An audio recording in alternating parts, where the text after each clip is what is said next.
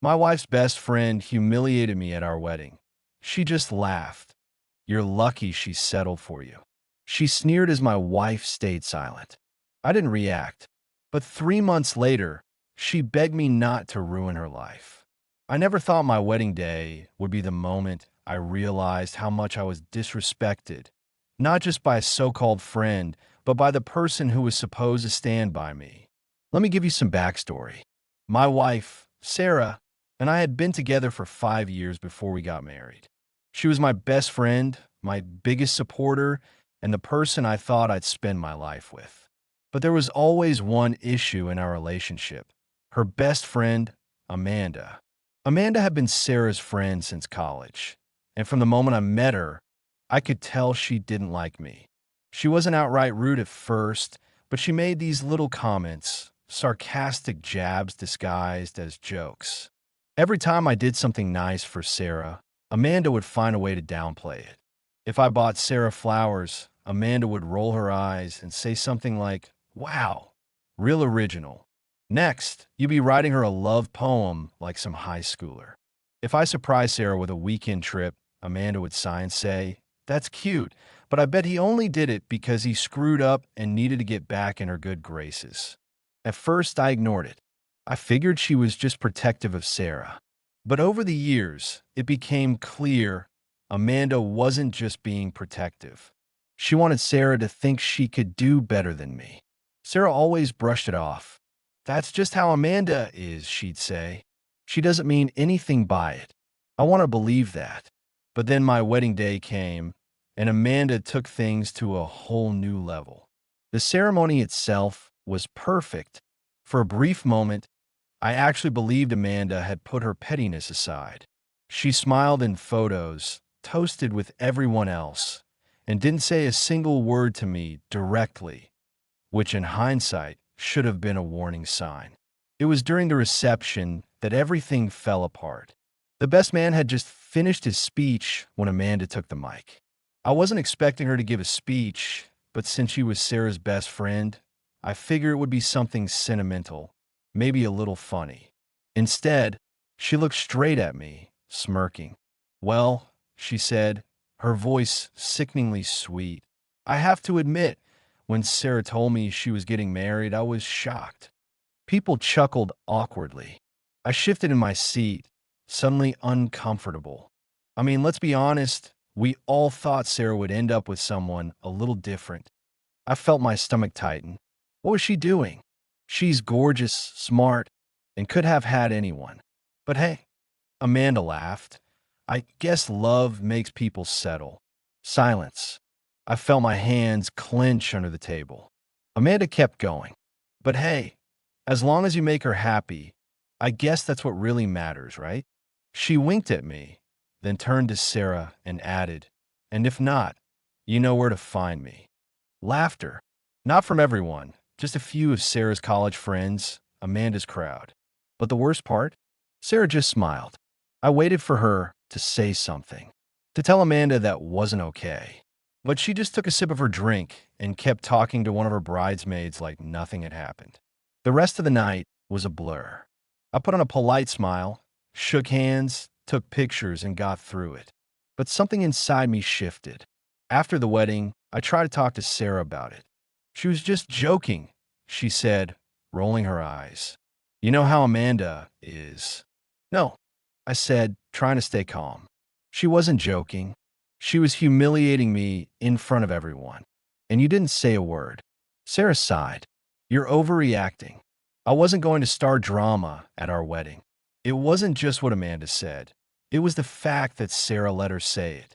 I knew, in that moment, that Amanda would always be a problem. And I knew Sarah would never stand up for me. So I made a decision. I wasn't going to argue. I wasn't going to beg my own wife for basic respect. I was just going to wait. 3 months passed after the wedding, and in that time, I kept my mouth shut. I didn't bring up Amanda again, didn't argue with Sarah about it. I just observed. And what I observed confirmed everything I already suspected. Sarah and Amanda were closer than ever. Every weekend, Amanda was around, either coming over or dragging Sarah out somewhere. If I walked into a room where they were talking, Amanda would go quiet, smirking to herself like she knew something I didn't. If I tried to make plans with Sarah, Amanda always seemed to need her for something else. And the worst part? Sarah was blind to it. She's my best friend, she'd say when I try to bring it up, dismissing me like I was making a big deal out of nothing. You know I love you. Why are you acting so insecure? That was her favorite word for it. Insecure. I wasn't insecure. I was just tired of being disrespected in my own marriage. The shift between us started slowly. At first, I tried to act normal, try to keep things light, try to brush off the irritation. But resentment builds in small moments. It's not one big thing. It's 1,000 little things stacking on top of each other. Like the time I came home from work and found Amanda sitting on our couch, flipping through my book collection, sipping my whiskey. She looked up at me, gave me that smug little smile, and said, "Oh, you're home," like I was a guest in my own house. Or the time I caught her scrolling through Sarah's phone, laughing at my texts. "You're so earnest," she had giggled. "It's almost cute." I told Sarah I didn't want Amanda in our house so much. Not in an aggressive way, just a calm, reasonable request. "She's my best friend," Sarah repeated, as if that excused everything. "She's practically family." But I wasn't family to Amanda. And Sarah wasn't acting like I was family to her either. Then came the moment when everything snapped into focus. It was a Saturday night. I had been looking forward to a quiet evening with Sarah. Maybe dinner, maybe a movie. But as soon as I brought it up, she hesitated. I actually already made plans." "With who?" "Amanda." Of course. I should have just let it go, but I was exhausted. So I asked flat out, "Do you even want to spend time with me anymore?" Sarah sighed. "Why do you keep making this a thing?" "Because it is a thing," I said. "I'm your husband, Sarah, and you're acting like Amanda's the person you're married to." Her eyes flashed with irritation. "That's ridiculous." "Is it?" I asked. "She spends more time here than I do. You defend her more than you defend me. You laugh at me when she puts me down. And when I tell you it bothers me, you act like I'm just imagining things." Sarah folded her arms. "You're overreacting." She said it so easily, so dismissively, like my feelings weren't even worth considering. And that was when I realized something. She wasn't going to change. Sarah had made her choice, even if she didn't realize it. And if she wasn't going to stand up for me, I would stand up for myself. So I stopped arguing. I stopped trying to explain myself. I just waited. And then, after a few days, I got a call from Amanda. At first, I thought I had misread the name. Amanda had never called me before. Ever. If she needed something, she went through Sarah. But there she was, her name lighting up my screen. Curious, I let it ring a few times before picking up. She sounded different, less smug. "I need to talk to you," she said, her voice tight. I leaned back in my chair. "About what?" A pause. Then she said quietly, "It's important." I could hear something in her voice, something I had never heard from her before. Worry. And just like that, I knew whatever was happening, Amanda had finally realized she had something to lose. And I was going to enjoy every second of this. I let the silence stretch between us for a few seconds before I answered. "All right," I said, keeping my voice neutral. "Talk." Another pause. It was weird hearing Amanda hesitate. She was usually quick with a sharp remark, but this time she seemed unsure, almost nervous. "Not over the phone," she said finally. "Can we meet somewhere?" I raised an eyebrow, even though she couldn't see me. "Why?" She exhaled sharply. "It's not something I want to discuss on the phone." That alone was enough to intrigue me. Amanda wasn't the type to hold back. If she had something to say, especially something rude, she'd say it. But now she was cautious, and that meant something had changed that I glanced at the time. It was late afternoon. Sarah wasn't home yet, probably out with Amanda, which made this even more interesting. "Fine," I said. "Where?" She rattled off the name of a coffee shop downtown. one of those quiet little places where people went to work on their laptops. I agreed, then hung up. When I got there, she was already sitting at a table in the corner, stirring a drink with her straw, eyes flicking around like she was afraid someone was watching her. I didn't sit right away. I just stood there for a second, watching her. Her usual smug expression was gone. She looked tense, uncomfortable. Good. Finally, I slid into the seat across from her. All right, I said, leaning back. What's this about? Amanda glanced at the people around us, then leaned in slightly. I need you to convince Sarah to talk to me. I blinked. That was not what I expected. What? She won't answer my calls, Amanda said, her voice lower now. She won't text me back. She blocked me on everything. I frowned. Since when? 3 days ago. I studied her face. She was telling the truth. I knew Amanda well enough to recognize when she was playing some kind of game, and this wasn't one of those times. Sarah had cut her off. That was unexpected. What happened? I asked. Amanda hesitated again, gripping her cup a little too tightly. I don't know, she admitted. One day, everything was fine, and the next, she was acting weird, distant. Then out of nowhere, she blocked me. And when I tried to show up at your place, she wouldn't even let me in. I didn't say anything right away. I was still trying to wrap my head around this.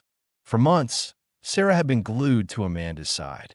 She had defended her at every turn, dismissed every concern I had, acted like Amanda could do no wrong. And now, suddenly, she had cut her out completely? Something wasn't adding up. Amanda must have seen the skepticism on my face because she leaned in even closer. I swear, I didn't do anything, she insisted. At least, nothing I know of. But she won't even speak to me. She's acting like I don't exist. I tapped my fingers against the table, thinking Sarah wasn't the type to make impulsive decisions, especially when it came to Amanda. If she had gone as far as blocking her on everything, there had to be a reason. And whatever that reason was, Amanda was scared. I could see it now, the way she kept glancing at me, searching my face for some kind of clue. She wasn't just upset about losing Sarah. She was worried about what Sarah might have found out. Something had happened. I sat there for a moment, letting the tension settle between us. Amanda was squirming now, her fingers tapping anxiously against the side of her cup. She wanted me to say something, to offer reassurance, to tell her I'd fix things. I wasn't going to do that. Instead, I said, maybe you should ask yourself why she cut you off. Amanda's eyes snapped to mine. I did, and I don't have an answer. I tilted my head. Are you sure about that? Her face twitched slightly. There was a crack in the confidence. She did have an answer, or at least she had a suspicion. I leaned forward, resting my elbows on the table. Amanda, I don't believe for a second that Sarah just woke up one morning and decided to block you. Something happened. Amanda's lips parted like she wanted to argue, but then she clamped her mouth shut. She knew, and I had a feeling I knew, too. I stood up, grabbing my jacket. I'll talk to Sarah, I said, but I can't promise you'll like what I find out. Amanda looked up at me, something almost desperate in her expression. Just tell her I'm sorry, okay? Whatever it is, I didn't mean to. I didn't stick around to hear the rest. I had an idea of what had happened. And if I was right, Amanda was about to regret ever opening her mouth at my wedding. When I got home, Sarah was in the kitchen, staring down at her phone like she was deep in thought. She looked up when she heard the door open. Hey, she said, her voice uncertain. I set my keys down. Amanda called me. Sarah stiffened. She said you block her. I continued. That you won't talk to her. Sarah hesitated, then sighed, rubbing her temples. I was going to tell you. Tell me what? She took a deep breath. She tried to break us up. I didn't react right away. I already knew. Not the details, but I had suspected for a long time that Amanda wanted me out of the picture. What did she do? I asked. Sarah looked down at her phone again, then turned it toward me. On the screen was a series of texts. Messages Amanda had sent to Sarah weeks ago. Amanda, you really think this marriage is going to last? You already know he's not enough for you. Amanda, just divorce him. You don't even have to do it now. Just keep your options open. You'll find someone better. Amanda, you're wasting your life on him. Sarah, he's not on your level. The messages went on. Some were subtle manipulations. Others were outright attempts to plant doubt in Sarah's mind. But the worst one? Amanda, if you're too weak to do it, I'll handle it for you. I looked up at Sarah. She was chewing her lip, looking almost ashamed. I had no idea she was saying this stuff, she admitted.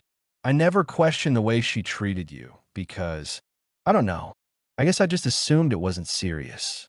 But then a few weeks ago, she got drunk and started telling me I was making the biggest mistake of my life.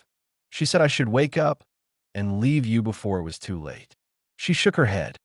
Something clicked. I started thinking about all the little comments she's made over the years, all the time she tried to downplay our relationship. And then I checked my messages and saw all of that. She swallowed hard. I realized she never actually wanted me to be happy. She wanted me to be single. And I let her get in my head for years. I didn't say anything. I just let the moment sink in. Sarah had finally seen the truth. She had finally chosen me. Amanda had spent years trying to turn Sarah against me. She had humiliated me at my own wedding, assuming Sarah would always take her side. But she had pushed too far. She had lost. And now, she was the one begging for a second chance. Sarah exhaled. So yeah, I blocked her. I don't need someone like that in my life. She looked up at me, eyes searching mine. I know I messed up. I should have defended you sooner. I should have seen it. I'm so sorry. I let her words settle before I finally spoke. I appreciate that, I said, but I need time. She nodded, looking down. She knew she had earned back my trust. As for Amanda, I sent her one text before blocking her myself. Me, you did this to yourself. Live with it. And just like that, she was out of our lives for good. Update, a few days have passed, and Amanda hasn't tried to reach out again. Not that she could, since we both blocked her. But I know her well enough to guess she's probably fuming. I won't lie, I feel satisfied. She spent years looking down on me, treating me like I was beneath Sarah, like I was just some placeholder until Sarah woke up and left me. Well, she was the one who got left behind. But even with Amanda gone, I'd be lying if I said everything felt completely okay. Sarah and I are working through things, but I still feel a little bitter about how long it took her to see what was right in front of her. She let Amanda disrespect me for years. She laughed along when Amanda humiliated me at our wedding. She never even thought to check those messages until weeks later. She says she was manipulated, and I do believe her. But at the same time, she's not stupid. Amanda didn't have some magical power over her. She made choices, and those choices hurt me. I love my wife, but I can't help but feel like I came second for way too long. So, Reddit, am I the a-hole for still feeling resentful, even though Sarah has finally cut Amanda off? Should I just let it go, or is it fair for me to need time to trust her again? I'd love to hear your thoughts. If you enjoyed this story and want to hear more wild stories of entitled people and satisfying revenge, don't forget to like and subscribe. What would you do in this situation? Do you think the husband is right to feel resentful? Or should he move on now that Amanda is out of their lives?